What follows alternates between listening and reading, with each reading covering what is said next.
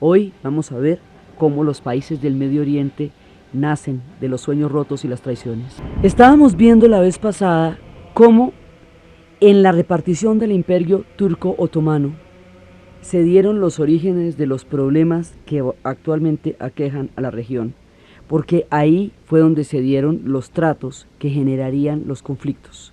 Entonces vimos que mientras los árabes tenían un proyecto que era la Gran Siria, que originalmente comprendía lo que hoy es Jordania, lo que hoy es Siria, lo que hoy es Israel, lo que hoy es Líbano, hasta un pedazo de Irak, eso era la Gran Siria. Esos son los árabes del norte, los saudíes son los árabes del sur. Mientras tanto, los saudíes habían unificado las tribus y habían empezado la gran rebelión. Entonces, el finales del siglo XIX y comienzos del siglo XX son las grandes rebeliones.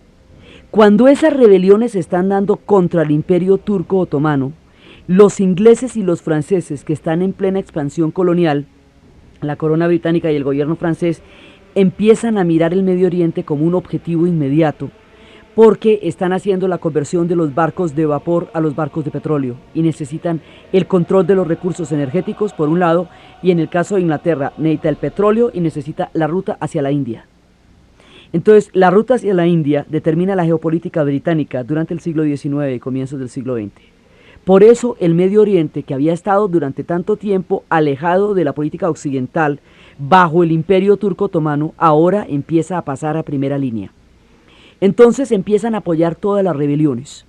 Apoyan las rebeliones de los saudíes y apoyan las rebeliones de una cantidad de estados pequeños que se van a constituir en Qatar, en Bahrein, en todos esos, en los Emiratos Árabes Unidos, convenciendo a los líderes locales de independizarse de Arabia Saudita por cuenta de los pozos petroleros que tienen. A cambio se les dan armas, se les da dinero y lo que tienen que hacer a cambio es simplemente permitir que la flota de la Armada inglesa se pueda abastecer de petróleo por la zona.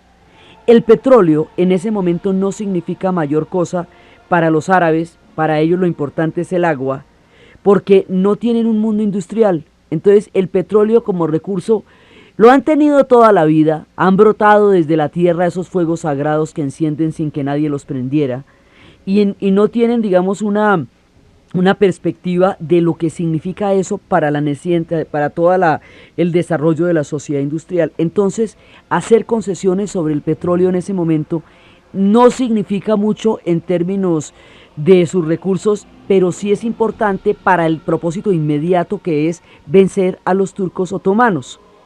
Entonces, por esa vía hacen un montón de pactos. Por un lado, hacen pactos individuales con cada uno de los líderes de los pequeños emiratos, y por eso quedan un montón de estados tan pequeños montados sobre pozos petroleros. Por otro lado, a los árabes los han impulsado de una manera impresionante, han impulsado al clan saudí, y ese clan saudí es el que se va a lanzar a la gran rebelión y se va a encontrar con los árabes del norte, van a llegar a Damasco. Eso es toda la historia de Lawrence de Arabia y todo eso. Y mientras los árabes están peleando por un proyecto histórico árabe, tratados secretos se están firmando donde se reparte el Medio Oriente. O sea que cuando termina la rebelión, eso ya está repartido, por un lado. Y está repartido a manera de protectorado. ¿Qué es un protectorado? Un protectorado es una intervención en la vida de un Estado, un régimen de transición mientras el Estado aprende a gobernarse a sí mismo, de donde se deduce que los Estados no se pueden gobernar a sí mismos y necesitan que alguien los gobierne y les diga qué tienen que hacer con su tierra y con sus recursos.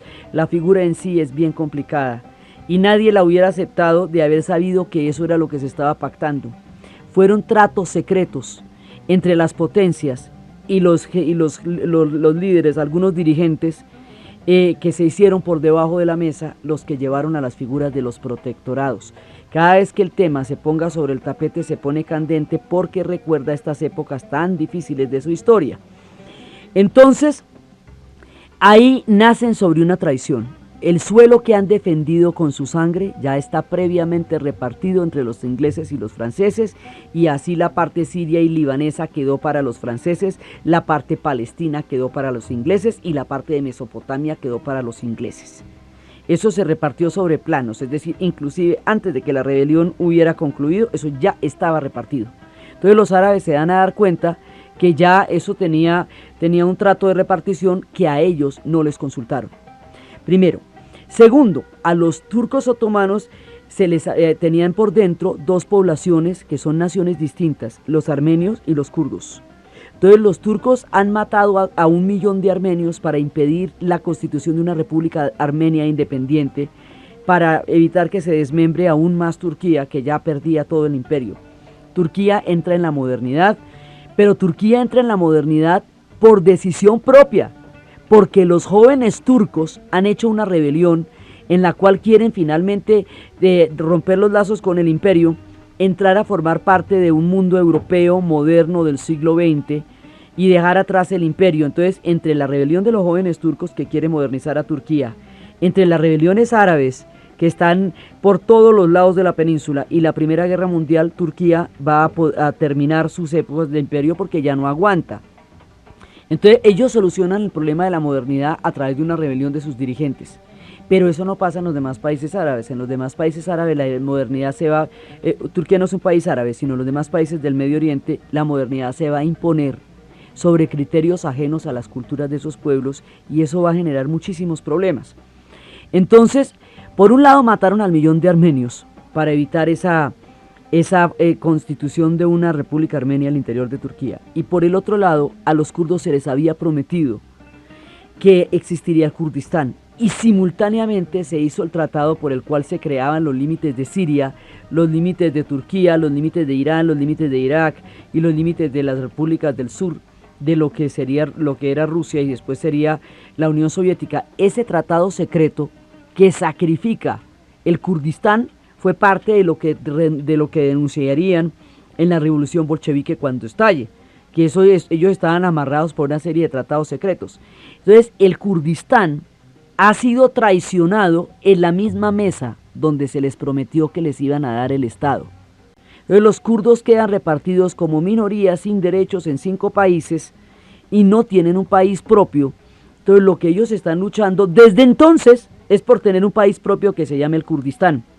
Pero ellos están montados sobre la riqueza petrolera más grande de todas, lo cual hace que sea muy difícil porque tendrían que desmembrar a Siria, a Irán, a Irak y a países del sur de la ex Unión Soviética para poder crear el Kurdistán.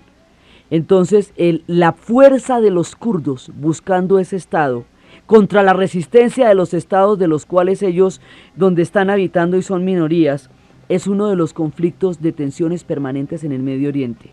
Por un lado.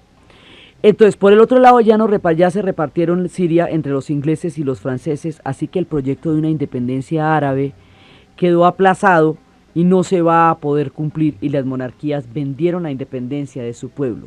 Entran a gobernar estas monarquías con un carácter absoluto y con una serie de acuerdos previos sobre el manejo del petróleo en la zona, que no contempla beneficios para nadie distinto de las petroleras y de los jeques con quienes personalmente se hizo el trato. Y además de eso existe la otra doble promesa, y es que en la Primera Guerra Mundial, como resultado de lo que habíamos visto del affaire Dreyfus y del episodio de antisemitismo tan supremamente terrible que se produjo con el capitán Dreyfus y con la manera como lo deshonraron solo por ser judío, a partir del affaire Dreyfus habíamos visto como en Basilea, Suiza, uno de los corresponsales de la época en que se cubrió el affaire se fue a crear en una conferencia en Basilea para elaborar la idea del sionismo. El sionismo es el proyecto del Estado de Israel. Los judíos dicen, llevamos 2000 años en Europa y no hemos sido sino perseguidos y rechazados por estas comunidades a lo largo de 2000 años. En ninguno de sus órdenes sociales nos han dejado participar, en ninguna de sus formas de vida nos han dejado ser. Entonces solamente vamos a estar en paz hasta que tengamos un Estado. Eso es un juramento, el juramento de Sión. Sión es la colina sobre la cual se edificó el templo de Jerusalén. El movimiento para buscar el Estado de Israel se va a llamar el sionismo, es el juramento de Teodoro Herzl. Hay una voluntad y un propósito de la comunidad judía mundial, hay que crear el Estado de Israel.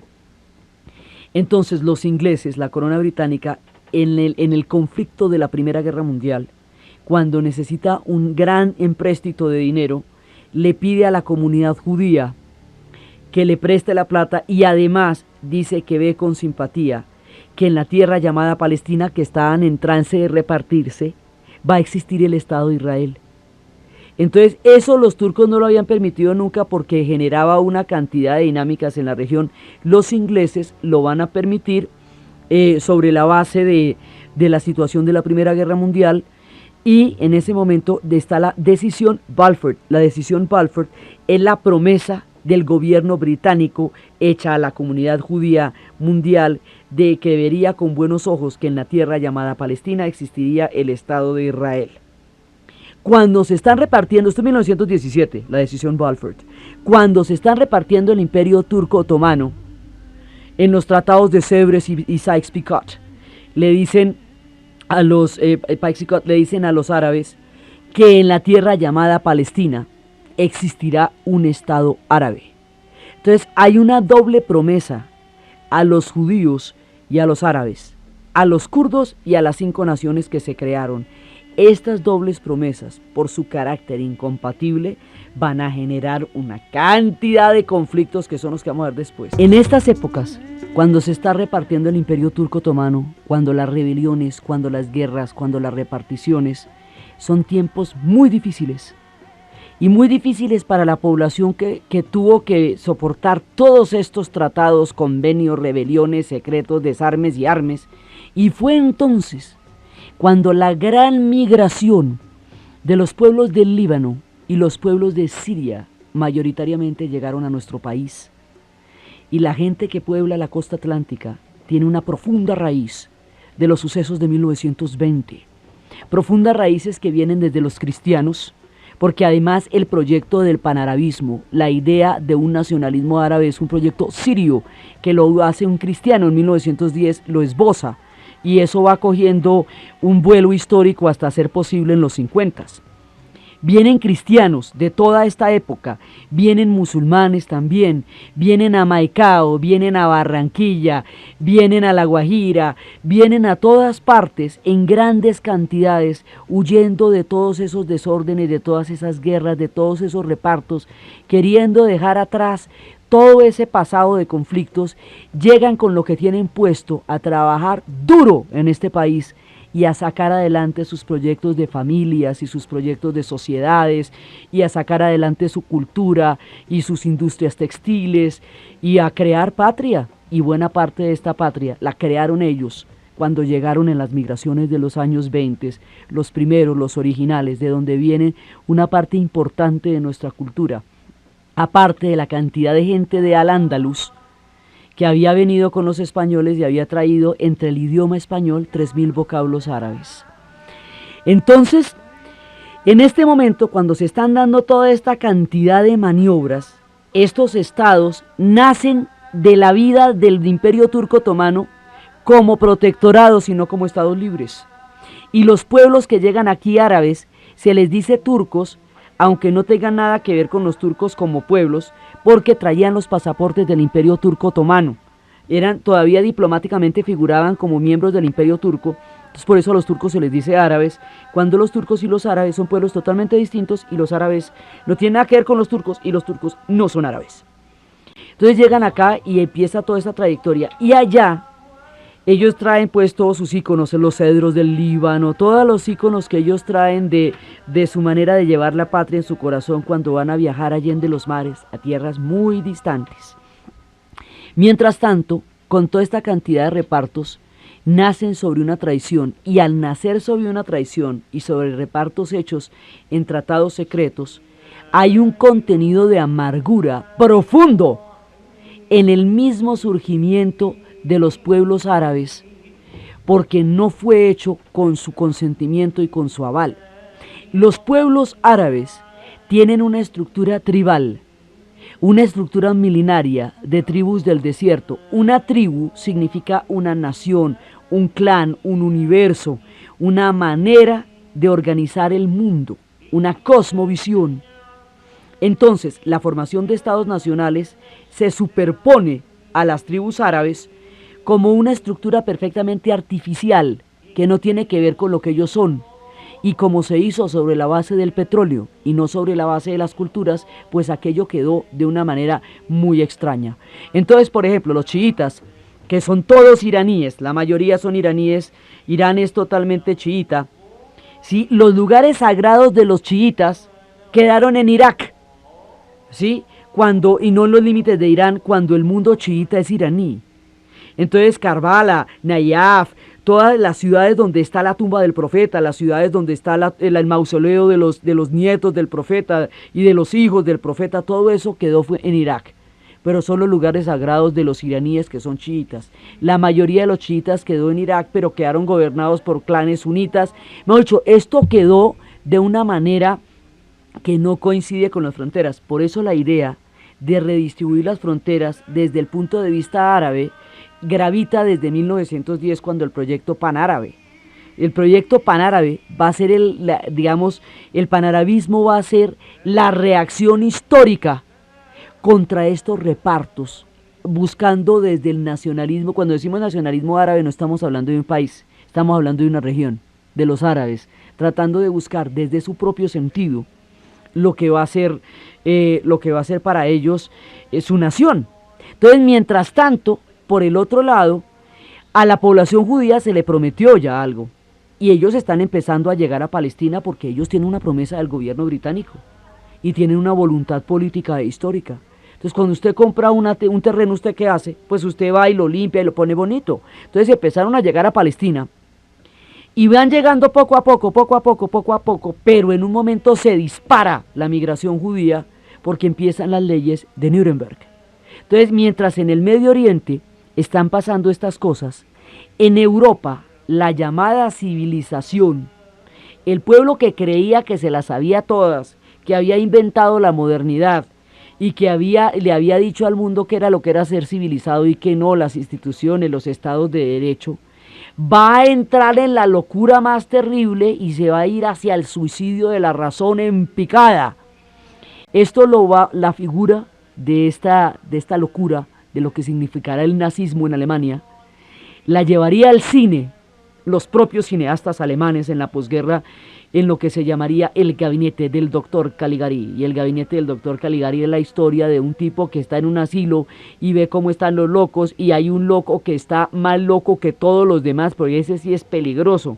Y ese tipo se escapa, y cuando el otro va a denunciar que se escapó el loco, va al asilo a denunciar y lo encuentra dirigiendo el asilo. El loco se tomó el asilo y lo está dirigiendo desde la demencia. Y hay épocas históricas en que llega a la dirección del asilo el loco del gabinete del doctor Caligari. Y entonces Hitler llega al poder y desata la demencia más grande sobre la idea de la superioridad racial en Europa, de que el proyecto y la cultura de ellos es la que vale y que es preferible a la de los demás, y que solo ellos tienen valía en el mundo y solo sus proyectos tienen valía en el mundo. Entonces, eso va a desatar una locura terrible. Se culpó muchísimo a Chamberlain el no haber combatido a Hitler en el momento en que se podía haber hecho, pero la voluntad de la guerra en el proyecto nazi estaba dada en cualquier caso. Lo paren o no lo paren, la guerra era su proyecto, independientemente de todo. Entonces, le echan la culpa a Chamberlain por pacifista, cuando realmente la responsabilidad histórica la tienen los nazis, porque el proyecto que ellos tienen en la guerra, antes o después, en todo caso, su proyecto era la guerra. Eso no lo hubiera podido parar nadie, porque era el proyecto. O sea, el orgullo herido del pueblo alemán, despedazado por los tratados de la Primera Guerra Mundial, que fue a firmar un amnisticio y resultó todo roto, despedazado y resquebrajado, y le quitaron la Alsacia-Lorena, y le quitaron el Sarre, y le quitaron el Danzig, y le prohibieron ejércitos, y lo pusieron a pagar la reconstrucción europea. Muchos de los alemanes no entienden a qué hora les pasó todo eso. Cuando iban a firmar era el fin de la guerra. Eso va a producir una herida de orgullo mancillado, que va a aprovechar un personaje como Hitler y lo va a convertir en un proyecto de dominación y de superioridad que va a llevar al mundo a la guerra mundial. Entonces, en el momento en que esto pasa, uno de los episodios de la Segunda Guerra Mundial va a transcurrir en el desierto. Esos episodios son además los más legendarios porque son el último, tal vez de las últimas guerras donde el honor militar se respetó, donde los combatientes eran los que peleaban entre sí, donde los generales tenían el honor de enfrentarse con sus propias tropas los unos frente a los otros, donde todas las convenciones de la guerra se respetaron, en una guerra donde eso no se respetó en ninguna otra parte. Los Afrika Korps y la lucha de Rommel en el desierto, las batallas por Tobruk y el Alamein. Entonces esta gente ya ha visto pasar los tanques por ahí desde la Segunda Guerra Mundial, desde que se los inventaron. Entonces estaban las divisiones de Rommel, que eran los Afrika Korps, y se estaban enfrentando contra lo que va a ser las ratas del desierto, que eran las divisiones inglesas dirigidas por Montgomery. Esta pelea en el desierto por Tobruk y por el Alamein es una pelea que respetó todas las convenciones de la guerra. Rommel no ordenó nunca la destrucción de pueblos, ni todas esas cosas que sí se cumplieron en Europa. Eso no lo ordenó Rommel de ninguna manera. Entonces, Rommel era tan respetado, estos dos generales se respetaban profundamente, Rommel y Montgomery, y las tropas se respetaban profundamente, y ahí de lo que se trataba era un enfrentamiento militar en condiciones de guerreros. Y es como la última vez que podemos contar ese cuento. Después, cuando las batallas en Europa están metiéndose con la población, y deciden destruir, con el esquema de la guerra relámpago, deciden destruir las ciudades, que porque lo que hay es que derrotar el abastecimiento del enemigo. Y el abastecimiento del enemigo, ¿qué es? Pues los acueductos, los alcantarillados, la luz eléctrica. Entonces las ciudades se vuelven los campos de batalla, la población civil queda atrapada en fuego cruzado, se vuelven el objetivo, humillar a la población civil se vuelve una manera de desmoralizar a los guerreros. Y las guerras adquieren este carácter totalmente agresivo contra los civiles que actualmente tienen, y se perdió los campos de batalla. El último campo de batalla que vimos eran las tropas del desierto, peleando por Rommel, y Rommel tenía todas las astucias, levantaba las polvaredas de arena, escondía los tanques, aparecía por un lado, por el otro. Era una cosa impresionante hasta que se le acabó la gasolina, físicamente dejaron de apoyarlo. Los árabes van a tener cierta simpatía por Rommel, primero porque conocen una versión muy, digamos, muy prestante y ética de lo que era la guerra. Si en eso hay alguna ética, Rommel la tenía. Y segundo, porque ellos estaban muy resentidos contra los ingleses. Entonces, en el mundo colonial, el enemigo era Inglaterra, porque Inglaterra era el que los tenía sometidos. Entonces, digamos, además los beduinos no se vieron afectados por el conflicto. Ellos casi que veían como el París-Dakar, los Afrika Korps agarrarse, ¿sí? Y los vieron pasar por esa región. Entonces, mientras está pasando eso, por el otro lado en Europa, va a desatarse la tragedia más terrible que hayamos tenido que soportar hasta ahora. Y esa tragedia va a llevar a que la composición del Medio Oriente cambie para siempre. Mientras tanto, estaba sucediendo una tragedia en Europa que el mundo no puede imaginar y aún no puede comprender. 2000 años de antisemitismo, toda la persecución que había sufrido los judíos desde el momento en que son expulsados del Templo de Jerusalén, la diáspora, el rechazo en la Edad Media, la culpabilidad sobre el asunto religioso que se les atribuye porque venían de otro tronco, la supuesta, en la ilustración, el hecho de que no fueran ciudadanos porque tendrían que dejar de ser judíos para ser ciudadanos, el affaire Dreyfus, toda la persecución de la cual han sido víctimas los judíos en Europa por parte de los europeos durante tanto tiempo, va a llegar a un punto que la humanidad no tendría que haber conocido jamás. Primero se promulgan las leyes de Nuremberg. Cuando se promulgan las leyes de Nuremberg en 1935 en Alemania, las leyes de Nuremberg van aislando a la comunidad judía de la vida pública. Entonces no pueden ejercer las profesiones, no pueden ir al teatro, no pueden sentarse en las bardas de sus casas, no pueden montar en bicicleta, no pueden estar en lugares públicos. Primero los aíslan de la vida pública, después los van a meter en campos de concentración, y luego esos campos de concentración se van a volver campos de exterminio, y se va gestando con toda sistematicidad y frialdad el Holocausto. Entonces resulta que cuando promulgan las leyes de Nuremberg, 150.000 judíos salen a Palestina en un año. Al llegar allá, teniendo en cuenta que los árabes eran alrededor de 800.000, la correlación de población se cambia muchísimo. Entonces los árabes empiezan a sentir una migración de tal volumen como una amenaza para la distribución de la zona y estallan en una rebelión. Los británicos, ante la ambigüedad de su doble promesa, utilizan a los judíos para sofocar la rebelión de los árabes de 1936. Entonces se ven en el problema de tratar de cumplirle a dos pueblos una promesa de una misma tierra. Y eso se hace, entonces cuando hay muchísima presión de parte de la comunidad judía para que se permita la inmigración, entonces se permite la migración, pero cuando la presión es por parte de los árabes, se tranca la migración en lo que se llamaba la Carta Blanca y el Libro Blanco, que es la forma como se conoce a la prohibición de migración judía en Palestina durante la época del mandato británico. Entonces, finalmente, una situación explosiva de dos pueblos que no fueron enemigos antes y que compartieron la civilización durante milenios, y porque la persecución de los judíos está en Europa, empieza a producirse una fricción permanente. Y a medida que la situación se va poniendo más y más insostenible para los judíos en Europa, van a tener que llegar a Palestina, porque si no llegan a Palestina no van a poder sobrevivir. Esto es un plan de exterminio contra la comunidad judía por el solo hecho de serlo. No es, digamos, era una cosa de un nivel de dramatismo que nadie se puede imaginar. Y además ahí hay otro problema. No solamente el exterminio físico de los judíos, sino la entrega que de ellos hicieron los países, muchos países europeos. Y la prueba de que esto no se podía haber hecho de otra manera fue lo que fue Noruega, Suecia, Dinamarca, Noruega y Dinamarca, donde el rey se puso la estrella amarilla y dijo: aquí todos somos daneses, y si se van a llevar a un judío tienen que empezar por mí. Escandinavia no los entregó.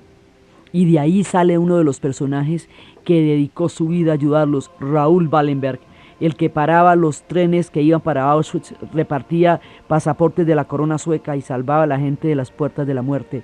Gente como él, como Varian Fry, como Schindler, fueron la excepción. Y mucha gente los ayudó, digamos, dentro de la población, pero los estados oficialmente, la Francia de Vichy, la Polonia, todos estos pueblos, digamos, estos estados se entregaron a los judíos. Sin esa entrega masiva de los judíos no hubiera sido posible el Holocausto. Sin averiguar para dónde salió la gente del gueto de Varsovia, 400.000 personas que se fueron llevando de 50.000 en 50.000, no hubiera sido posible el Holocausto. Entonces, todo esto va creando una situación cada vez más dramática, y en el momento en que termina la Segunda Guerra Mundial con todos sus horrores, van a descubrir que lo peor todavía no se lo sabían. 50 millones de muertos, la bomba atómica, Hiroshima.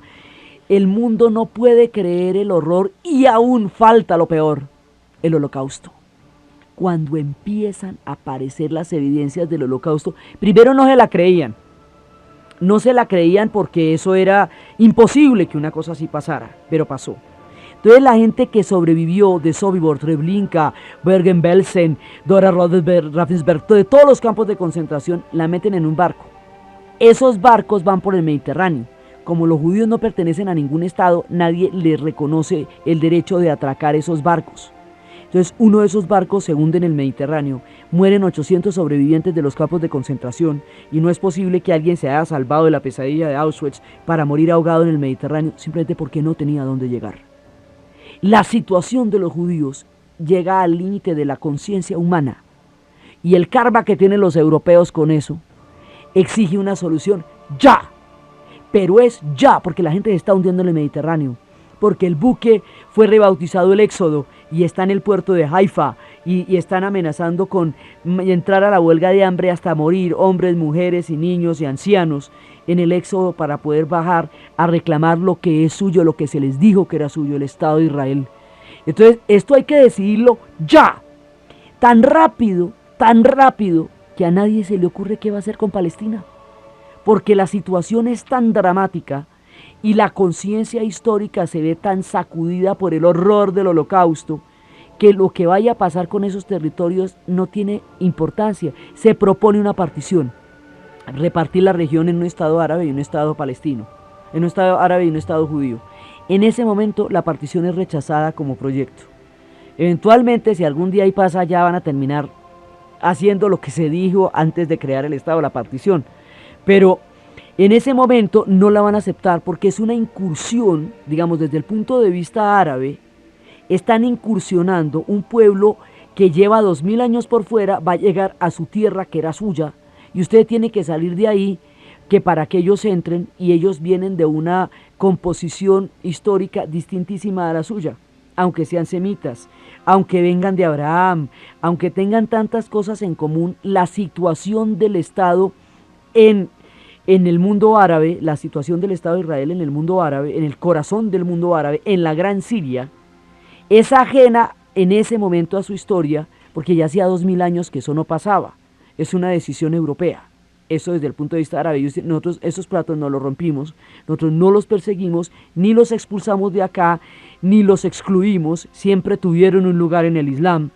Y ahora vienen a crear un Estado aquí, en donde si tienen tanto karma, ¿por qué no lo hacen en Europa? Entonces dicen, porque es que esos territorios son los territorios bíblicos. Sí, pero es que si son bíblicos también son nuestros. No ve que nosotros tenemos el mismo tronco, entonces podemos tener el mismo problema de los lugares sagrados que tienen ellos, los tenemos nosotros a la hora del té. Eso desde el punto de vista árabe. Desde el punto de vista judío, esto tiene que ser. No había otra salida para ellos en la historia. Entonces, la tragedia del holocausto, de la catástrofe del holocausto, el karma, la necesidad de tomar una decisión ya, y la situación de los pueblos árabes entre los repartos, los protectorados, las rebeliones, se conjugan para producir una tragedia histórica de la cual no nos hemos podido reponer todavía, el conflicto árabe-israelí. Entonces, la ONU ha declarado, la ONU se crea inmediatamente después de la Segunda Guerra Mundial para crear un organismo de intermediación que permita que a través de consenso se tomen las decisiones para evitar que un tipo se vuelva loco como Hitler y decida unilateralmente invadir el mundo porque así lo quiere, y que haya cómo frenarlo, porque la disolución de la Sociedad de las Naciones frente al conflicto de Etiopía había puesto de manifiesto que no había una manera de impedir que alguien ejerciera una voluntad unilateral de invadir pueblos, como fue el caso de la invasión de Italia a los etíopes y de la denuncia de Haile Selassie. Entonces ahora se crea la ONU para evitar eso. Es una legalidad de muy difícil construcción, pero se crea. Entonces resulta que la ONU apoya la creación del Estado de Israel. Inglaterra se abstiene de votar. Y esto en 5 minutos se crea el Estado de Israel. El Estado de Israel ha venido luchándose por vías políticas, por vías guerreras, por todos los medios, desde la Hagana a nivel político hasta el Irguma a nivel terrorista, por todos los lados se ha buscado el Estado de Israel. Entonces se vota la creación del Estado de Israel en 1948. Cuando se vota la creación del Estado de Israel, al otro día tienen el Estado, 2000 años de éxodo desde el momento en que cayó Masada, han terminado, llegan a su fin para un pueblo que puede regresar a la tierra, a Israel. Y llegan allá, inmediatamente llegan a Israel, se produce la primera guerra, la de 1948. Los pueblos árabes se unen en un ataque contra la recién nacido Estado de Israel, y se unen en ese ataque y le dicen a los palestinos que tienen que abandonar sus tierras porque se va a dar un ataque fulminante y después volverán. Ese ataque, esa guerra la pierden, luego los palestinos que se fueron y 2 se quedaron. Entonces aquí viene un conflicto que lleva 5 rounds declarados y todos los días de guerra cotidianamente, es decir, ellos tienen guerritas y guerrotas. Guerritas es cuando se matan todos los días y guerrotas es cuando se matan de una todos. Entonces, digamos, situaciones violentas y situaciones límites. Entonces, las violentas son las normales, las de todos los días, y las límites son 1948, la creación del Estado de Israel, 1956, la crisis del Canal del Suez, 1967, la Guerra de los 6 días, 1972, la Guerra del Yom Kippur. La situación llega a un límite de tragedia histórica. Se desata la tragedia aquí con lo que va a pasar. Entonces, la creación del Estado de Israel va a generar un impacto sobre los pueblos árabes que consideran que una fuerza occidental, porque es que los judíos quedaron en un limbo histórico. Desde el punto de vista europeo son del Medio Oriente, desde el punto de vista del Medio Oriente son europeos, y ellos lo que son es judíos. Entonces ellos han estado sin Estado todo este tiempo. Entonces lo que pasa es que los árabes consideran que eso es como una especie de intromisión de punta de lanza de decisiones europeas sobre la región del Medio Oriente. y contra eso se levantan. Los palestinos que se fueron no van a poder regresar y los que se quedaron van a entrar en una cadena de odios que no ha parado, que empieza con la matanza de Deir Yassin, donde van a matar a los palestinos que se quedaron, entonces ellos después van a tomar retaliaciones y bueno. Y por el otro lado, pues después ya cuando va a haber la guerra de los 6 días, los que estaban en Jordania tuvieron que irse de allá y se van para Líbano, y a medida que se van yendo los palestinos para diferentes estados árabes, el problema se va expandiendo por toda la zona, porque los palestinos quedan sin estado y quedan, o sea, digamos, unos quedan con estado y otros sin estado. Entonces ahí quedan los kurdos volando por todo el Kurdistán y los palestinos por todos los países árabes. Y esos dos pueblos no han podido, a esos dos pueblos no se les ha solucionado el problema histórico. A eso está pendiente. La solución palestina y la solución kurda están pendientes en este momento. Entonces, resulta que aquí hay una cantidad de dinámicas que se mezclan. Por un lado, la creación del Estado de Israel va a producir una reacción sobre los países árabes que sienten que sus dirigentes no fueron capaces de impedir la creación del Estado y empiezan a hacer golpes contra cada uno de los reyes, que eran los que se habían repartido esos imperios a comienzos del siglo. Y empiezan a aparecer figuras de militares con proyectos nacionalistas alrededor del viejo cuento que habíamos hecho en 1910, un cristiano sirio que se llamaba el Partido Baas, el panarabismo. Entonces el Partido Baas empieza a tomar una dinámica dentro del mundo árabe y eso se va expandiendo. Eso es Siria, eso es Libia, eso es Irak, eso va a ser y sobre todo y por encima de todo Egipto. Entonces aquí se va, digamos, esto es una reacción porque aquí pasan dos cosas. Al estar en condiciones de protectorados, a estos pueblos se les ha intentado imponer modelos occidentales de desarrollo que no corresponden a sus costumbres. La imposición de estos modelos occidentales de desarrollo, contrarios a la fe de ellos, es la que le ha dado piso histórico al fundamentalismo, porque es una violencia contra sus costumbres. En el Islam la religión y la política no están separadas. Desde el momento en que Mahoma lo hizo así. La separación de poderes, todo eso son inventos occidentales. Al imponerlos a la brava sobre los pueblos árabes, se violentan sus culturas. La violencia de sus culturas por la presión de una modernidad a la brava genera reacciones en contra, por un lado. Por otro lado, el panarabismo quiere tomar con beneficio de inventario. O sea, bueno, no todo lo de Occidente es malo. La tecnología la necesitamos para el desarrollo, pero lo que no necesitamos es que ellos decidan sobre nosotros. Eso no lo necesitamos. Entonces, ¿cuál es la influencia más importante que tienen los británicos y los franceses sobre la región del Medio Oriente? El canal del Suez. Porque si usted no puede atravesar el canal del Suez, que es el que comunica el Mediterráneo con el Mar Rojo, le toca hacerse la Magallanada, que es bajar por el Cabo de la Buena Esperanza y darle toda la vuelta al África, y ahí sí nos cogió la noche, pues la amanecia uno cada vez que vaya a dar esa vuelta por debajo del África. Entonces el canal del Suez es el eje del comercio marítimo por el Medio Oriente, así de fácil. Entonces por eso es que el canal de Suez es importantísimo. Entonces, como eso lo habían hecho los franceses con la compañía Lesseps, pero finalmente los ingleses terminaron administrando eso y ganándose los derechos. Entonces va a subir un personaje que encarna toda la figura de lo que es el ideal del panárabe.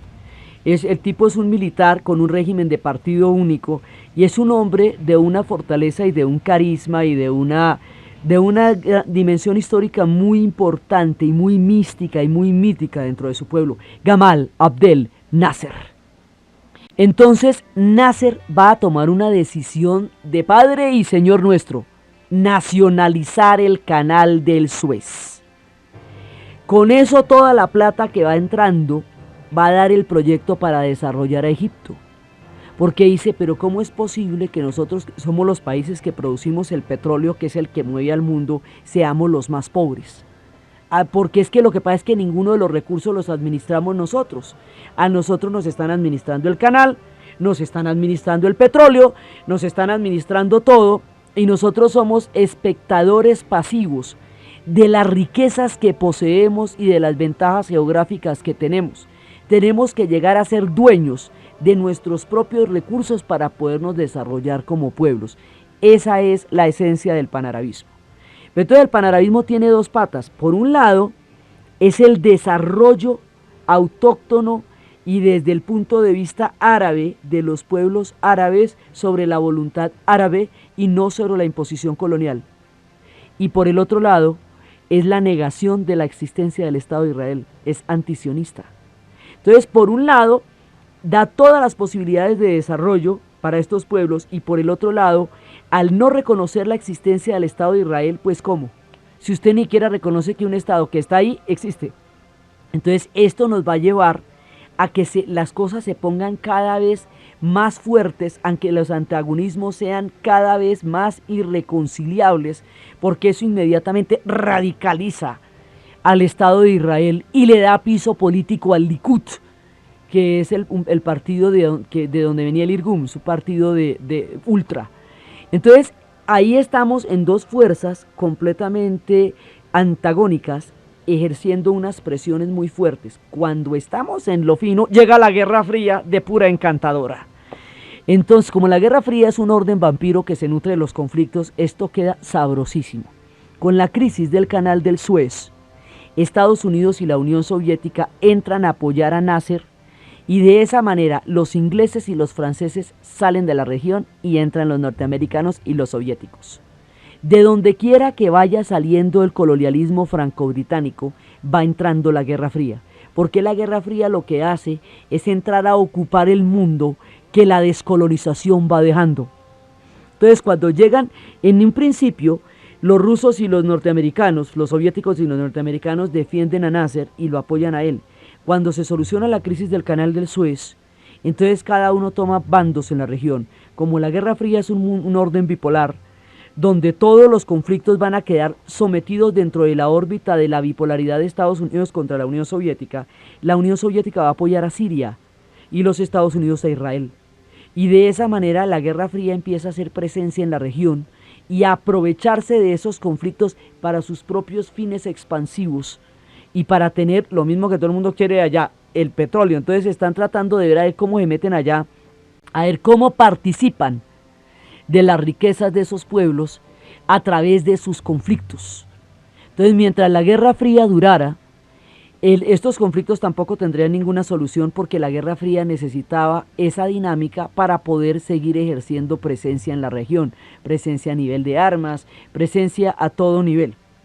Entonces, mientras tanto, se va creando semejante lío y en la crisis del Canal del Suez, Israel toma el Sinaí. Y al tomarse el Sinaí, pues la cosa se hace muchísimo más grave, pues le quita la península de Sinaí a Egipto. Y luego, entonces como estas guerras todas terminan así, pues la siguiente sale de la anterior.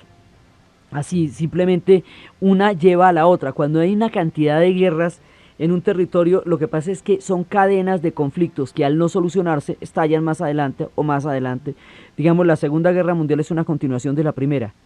La primera quedó tan mal terminada que llevó al mundo a la segunda.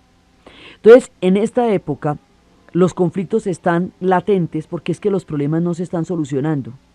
En los años 50, la descolonización va a crear toda una mirada sobre el mundo, sobre los países en desarrollo, tratando de evitar la bipolaridad de la Guerra Fría, que tanta presión va a ejercer sobre la región. Nasser, Nehru por la India, Tito por Yugoslavia, y por Indonesia, Suharto van a reunirse para crear lo que se llaman los países no alineados. Y la idea de los países no alineados era encontrar una tercera vía que escapara a la influencia de los soviéticos o los norteamericanos sobre los destinos de estos pueblos. Y lo hicieron los que habían logrado proyectos autónomos. Tito, que había liberado Yugoslavia solitos, cuando llegaron los soviéticos y los norteamericanos, ya tenía a los nazis a mordiscos entre un camión. Nehru, porque la India se independiza con una materia propia que solamente ellos poseen, la fuerza del espíritu. A nadie le deben su independencia. Nasser, porque la nacionalización del Canal del Suez y el liderazgo del proyecto panárabe lo convierten en un faro para todos los pueblos árabes durante el tiempo que esto floreció y tiene la suficiente autonomía con la posesión del canal para decir, bueno, aquí yo soy el que voy diciendo cómo es la jugada, ¿sí? Y Indonesia, que acababa, en ese momento también estaba en un proceso de independencia, y sobre lo que va a ser, sobre la antigua posesión holandesa, y con esto se van a crear los países no alineados, empieza la idea de los países del tercer mundo, una nueva conciencia política sacude la década de los años 50, con una serie de líderes sumamente carismáticos que van a buscar la nacionalización de los recursos, los límites históricos y no los límites europeos del Medio Oriente. En un intento por buscar los límites europeos, por el rehuir de los límites europeos y por hacer los límites históricos del Medio Oriente, es que se hace la RAU, la República Árabe Unida, que era donde estaban Egipto y donde estaba Siria, porque la idea es distribuir las fronteras de acuerdo con los que ellos realmente son y no con las fronteras artificiales que les pusieron encima. Entonces hay todo un clima en la región, toda una idea de nacionalismo, de apropiación, de autonomía, de respeto, de dignidad, de sacar adelante lo que sirva de la modernidad y no utilizar lo que no sirva de la modernidad, que es el origen de muchos de los partidos que actualmente gobiernan en el Medio Oriente, porque es en ese contexto. Ahora, cuando se da la Guerra Fría, en ese momento todavía Irak estaba dentro de la esfera occidental, y por eso, por un intento de frenar todo esto, se va a hacer el Pacto de Bagdad, que era una manera con Turquía de evitar la presencia, digamos, de todas esas fuerzas descolonizantes y de todas esas fuerzas panárabes en la región. Contra eso se va a hacer un golpe de Estado también. Entonces, el imaginario que produce el panarabismo es tan importante en los años 50 como sus espectros pueden llegar a renacer en los actuales momentos, porque son es el gran proyecto del nacionalismo árabe. Entonces, todas estas fuerzas se están desatando en la región y a partir de ahí el conflicto árabe-israelí coge una dinámica propia que ya, o sea, aunque tiene un origen en el reparto colonial, en la doble promesa, en la utilización de los unos contra los otros, en toda la manipulación que de ellos se hicieron por parte de las potencias, la dinámica que va a coger es tan brava que se va a independizar de sus orígenes y se va a volver un problema de nunca acabar. Y sobre estos conflictos va a hundir sus raíces la Guerra Fría. Entonces, las confrontaciones actuales, los conflictos que de aquí se van a derivar, la manera como esto se va a esparcir por toda la región como una gigantesca mancha de aceite, sumiéndolos en un tiempo conflictivo y turbulento, es lo que vamos a ver la próxima vez.